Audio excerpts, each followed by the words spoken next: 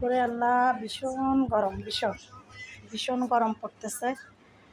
তো এই কয়দিন এই যে দৌড়াদৌড়ি, ঘর ছাড়া, পালাপালি, এই গরমে গাছের মধ্যে কোনো যত্নও নিতে পারি নাই। মানে গাছগুলো এত বেশি হাহাকার হয়ে গেছিল, মানে বলার বাইরে। যে জায়গায় আমরা প্রতিদিন গোসল করেও মানে শরীরের মধ্যে শান্তি পাচ্ছি না, এত পরিমাণ গরমের তাপ। আর এদিকে বাতাস তো আছে, বাতাস বইছে।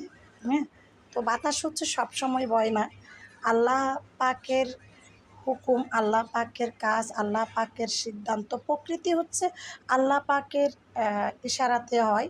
তো যেমন ধরেন কোথাও শিলাবৃষ্টি হচ্ছে, যেমন ধরেন কোথাও অনেক ঘূর্ণিঝড় হচ্ছে, তো এগুলো হচ্ছে আল্লাহ প্রদত্ত, একমাত্র আল্লাহ ছাড়া আর কেউ দিতে পারে না। আর এগুলোর সাথে